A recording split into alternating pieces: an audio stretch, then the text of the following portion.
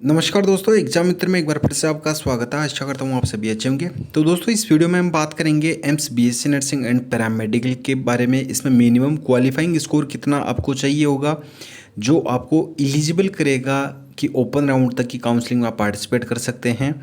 तो काफ़ी सारे मैंने इस तरह के कमेंट्स भी पढ़े और मैसेजेस भी आए आपके इंस्टाग्राम पे, टेलीग्राम पे कि सर हमारा क्या 35 मार्क्स या 30 मार्क्स लाने पे या 40 मार्क्स लाने पे हमारा क्या सिलेक्शन हो जाएगा। डायरेक्ट आपका यही सवाल रहता है कि हमारा क्या सिलेक्शन हो जाएगा। तो संपूर्ण जानकारी आपको इस वीडियो में मिलेगी, क्योंकि काफ़ी सारे कमेंट्स इस तरीके से होते हैं कि हम इस कैटेगरी से बिलोंग करते हैं और हमारा क्या 35 मार्क्स पे हमारा सिलेक्शन हो जाएगा। तो उसके जस्ट नीचे ही काफ़ी सारे इस तरीके के बच्चों के कमेंट रहते हैं कि आप 30 मार्क्स ले आइए, 30 मार्क्स में सिलेक्शन हो जाएगा, 35 मार्क्स ले आइए उसमें सिलेक्शन हो जाएगा। तो दोस्तों, ये जो आपको कमेंट्स में बताते हैं कि इतने मार्क्स पे हो जाएगा, तो उनका इंटेंशन तो पता नहीं, लेकिन वो शायद हो सकता है कि आपको डिमोटिवेट कर रहे हो। जो रियलिटी है वो क्या हो, वो मैंने ऑलरेडी आपको वीडियोज़ में बता रखी है कि इससे पहले कि अगर 2019 से 20 की बात की जाए तो उस टाइम पे आपकी पॉसिबिलिटी थी कि 30 से 35 मार्क्स तक आपको कोई ना कोई जो एम्स है वो आपको अलॉट हो जाता था। लेकिन ईयर बाय ईयर जो आपका कंपटीशन जिस तरीके से बढ़ा है उसी तरीके से आपकी कट ऑफ भी है वो हाई रहने लग गई है।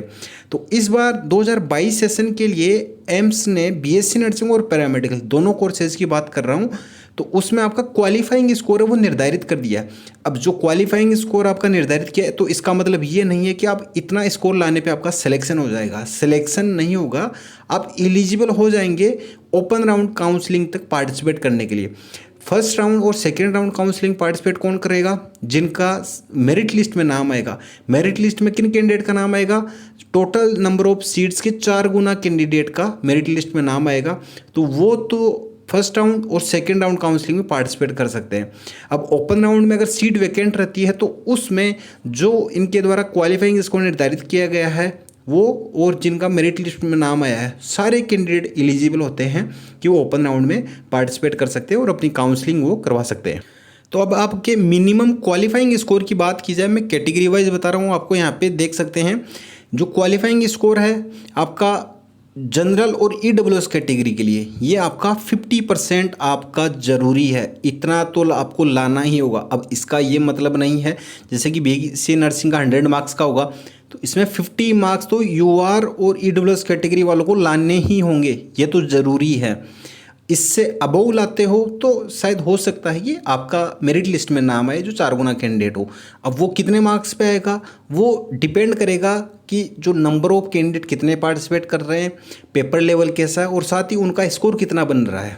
अब नेक्स्ट बात की जाए आपके 45%, मतलब कि 100 में से 45 मार्क्स ओबीसी कैटेगरी को लाना ज़रूरी है और एससी एसटी के लिए 40 मार्क्स है वो लाना ज़रूरी है।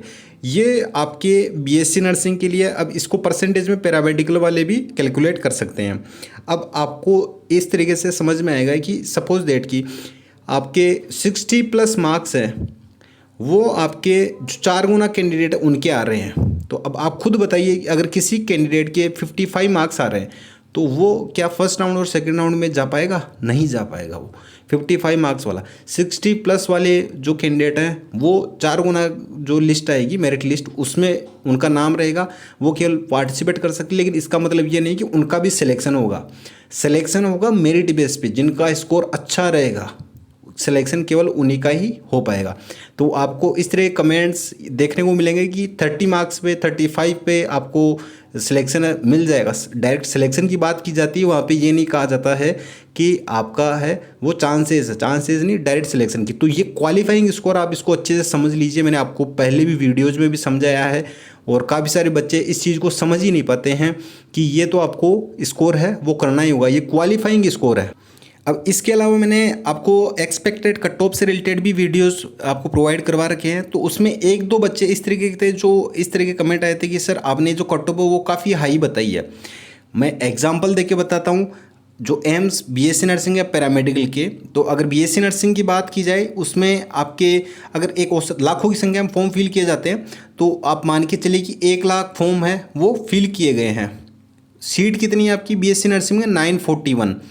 तो अब आप एक चीज़ ये कॉमन सेंस वाली है, आप खुद ही कैलकुलेट कर सकते हैं, खुद ही समझ सकते हैं कि आपको कितना स्कोर लाना होगा। आपको बार बार में पूछने की आवश्यकता नहीं है, किसी की एडवाइस लेने की आवश्यकता नहीं है। 941 सीट है। अब आप खुद कैलकुलेट कीजिए कि जो आपके टोटल फॉर्म फिल किए गए हैं, 1 लाख फॉर्म फिल किए गए हैं। मैं आपको एक एवरेज बता रहा हूं, और इन 1 लाख में से क्या 1% बच्चों के भी 75 प्लस मार्क्स नहीं आएंगे? आप खुद सोच के बताइए, 75 प्लस मार्क्स नहीं आएंगे 1% बच्चों के भी? 1% बच्चों की 75 प्लस मार्क्स आएंगे, तो उनको 941 जो सीट्स है उनमें जगह मिलेगी। और जो बच्चे जिनका 4 गुना कैंडिडेट की जो लिस्ट जारी की जाएगी, उसमें कितने मार्क्स तक के आने की संभावना है?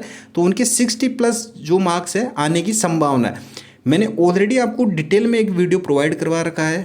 तो इसी तरीके की जो अभी भी ये इश्यूज़ हैं, जो ये डाउट्स हैं, ये मैसेज के द्वारा आपके प्राप्त हो रहे हैं, और कमेंट्स में भी इस तरीके की कहा जाता है कि 30 या 35 मार्क्स, तो वो डिमोटिवेट करने की उनका शायद हो सकता है इंटेंशन हो, या कुछ और इंटेंशन हो। तो मेरा तो यही करना है कि आप खुद कैलकुलेट कीजिए हर एक चीज़ को। वैसे मैंने हर एक चीज़ आपको वीडियोज़ में क्लियरली बता रखी है, तो अगर आपने वीडियोज़ देखे होंगे तो आपके मन में किसी भी तरीके का कोई भी डाउट है वो नहीं रहेगा।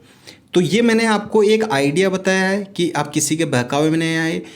फोकस आपको करना है स्टडी पे, सिलेक्शन आपको लेना है, और केवल मैं आपको गाइडेंस दे सकता हूँ, रास्ता दिखा सकता हूँ कि अगर आप ये चीज़ फॉलो करेंगे तो आपका इतने कम समय में आप सिलेक्शन लेने के चांसेस आपके बन जाएंगे।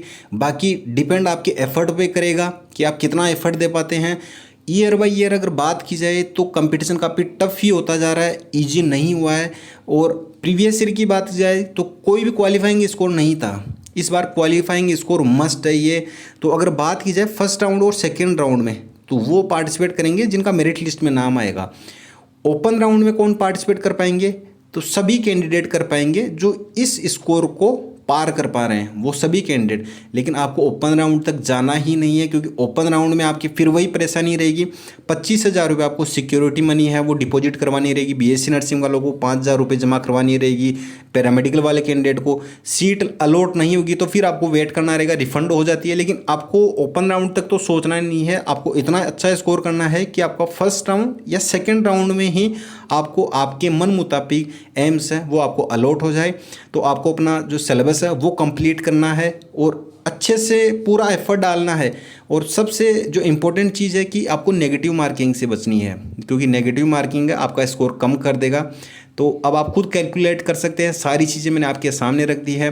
और दोस्तों आपके पास में समय कम बचा है, इसको सही तरीके से यूटिलाइज़ कीजिए और अपना 100% एफर्ट डालिए कि आप अपना स्कोर है वो अच्छा कर सकें। किसी के कहने से या किसी के बहकावे में आने से आप अपनी स्ट्रेटजी चेंज ना करें। मैंने स्टडी मटेरियल आपको ऑलरेडी प्रोवाइड करवा रखा है। जिन बच्चों ने अच्छे से ऑब्जेक्टिव ई बुक को फॉलो किया और मॉक टेस्ट पेपर को फॉलो किया, उनका स्कोर है वो अच्छा हो पा रहा है, वो 75 प्लस ईजिली स्कोर कर लेंगे, क्योंकि उन्होंने कड़ी मेहनत की है और अपना समय है वो प्रॉपर अपनी स्टडी में दिया है। आपके पास में भी समय है, अगर आप रैपिडली रिवीजन कर सकते हैं ऑब्जेक्टिव ई बुक का, जिसमें चैप्टर वाइज आपको सारे जो 96 चैप्टर हैं आपकी फिजिक्स केमिस्ट्री और बायोलॉजी के सारे अवेलेबल करवा रखे हैं। साथ ही मॉक टेस्ट पेपर जो इंपॉर्टेंट है दोस्तों, शॉर्टकट किसी भी चीज़ का नहीं होता है, आपको फोकस करना होता है और आपको एफर्ट डालना होता है। जितना आप जिस चीज़ में जितना एफर्ट डालेंगे उतना ही अच्छा आपको रिजल्ट उसका मिलेगा। तो दोस्तों मैंने आपको 40% ऑफ के साथ में आपको mock test paper plus objective e book दोनों का एक पैकेज बना के आपको उपलब्ध करवा रखी है, चाहे बीएससी नर्सिंग के कैंडिडेट हो या पैरामेडिकल के। आप इसको अगर अच्छे से फॉलो कर लेते हैं तो मैं 100% आपको सिलेक्शन की श्योरिटी देता हूं कि आप इसको अच्छे से आपने फॉलो कर लिया। केवल परचेज करने से ही सिलेक्शन नहीं होता है दोस्तों, आप परचेज करके आपको अपना एफर्ट भी डालना होता है, आपको स्टडी भी करनी होती है। मैंने बार बार आपको कहा है आपको अपना पूरा 100% देना होता है, तो आप अपना सिलेक्शन है वो आप कंफर्म कर पाते हैं। एम्स जैसे इंस्टीट्यूट में इजीली सिलेक्शन हो पाना मुश्किल है। ईयर बाय ईयर आपका जो कंपटीशन है वो बढ़ता ही जा रहा है। अब 2023 की काफ़ी सारी इस तरीके की रूमर्स आ रहे हैं, और मेरे भी नोन है जो एम्स में है, तो उनसे भी बात हुई है कि 2023 में बातचीत इस तरीके से चल रही कि नीट बेसिस पे आपका है एडमिशन प्रोसीजर कंडक्ट करवाए। अगर नीट बेसिस पे हुआ तो कंपटीशन आपका बहुत ज़्यादा टफ हो जाएगा। जितना अभी आप एफर्ट डाल रहे हैं उससे 2 गुना या 3 गुना आपको एफर्ट डालना होगा, क्योंकि अभी आपने देखा होगा कि नीट 2022 सेशन में 19 से 20 लाख फॉर्म फिल किए गए हैं। सीटें उसमें आपकी लिमिटेड ही है, प्राइवेट और गवर्नमेंट दोनों की मिला के। तो उसमें हर एक सीट के लिए कितने बच्चे फाइट करते हैं आप कैलकुलेट कर सकते हैं, और एम्स में कितने बच्चे फाइट करते हैं वो भी आप कैलकुलेट कर सकते हैं। मैंने आपको एक एवरेज बता दिया है एग्जांपल देके भी। आई होप आप समझ गए होंगे। और objective e book mock test paper avail करें और इस पर पूरा फोकस दें, अपना पूरा एफर्ट डालें। आपको ऑलमोस्ट सारे क्वेश्चंस फिजिक्स, केमिस्ट्री और बायोलॉजी के इसमें से देखने को मिलेंगे, चाहे बीएससी नर्सिंग हो या पैरामेडिकल के हो।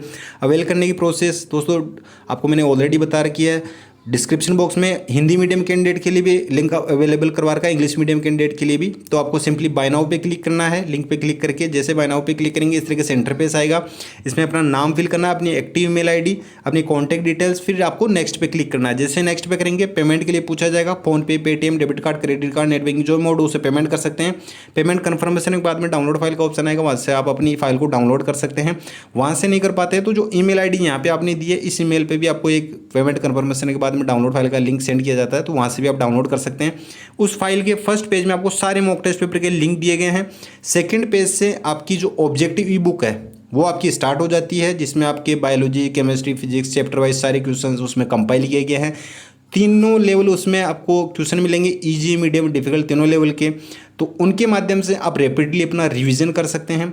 ई बुक का ये फ़ायदा होता है कि आप कहीं भी ट्रैवल कर रहे हो, सपोज दैट कि आप कहीं दूसरी सिटी से हो और आपका जो ट्रैवल में है टाइम लग रहा है 5 से 6 घंटे का, तो आप अपने मोबाइल फ़ोन में भी ई बुक को खोल के आप उस 5-6 घंटे को या 10 घंटे को आप यूटिलाइज़ कर सकते हैं। और जो लास्ट टाइम आप जितना एफर्ट डालते हो और जो एफर्ट डाला जाता है वही आपके सिलेक्शन के लिए कारगर साबित होता है। तो दोस्तों ये आप ज़रूर अवेल करें। बाकी आपकी इच्छा है, आप क्या करते हैं क्या नहीं करते हैं, मैं केवल गाइड कर सकता हूँ, रास्ता दिखा सकता हूँ, चलने का काम आपका है। तो आई होप आपके जो भी डाउट है सारे डाउट क्लियर हो गए होंगे। तो दोस्तों मिलते हैं नेक्स्ट वीडियो में नेक्स्ट अपडेट के साथ में। धन्यवाद। जय हिंद, जय भारत।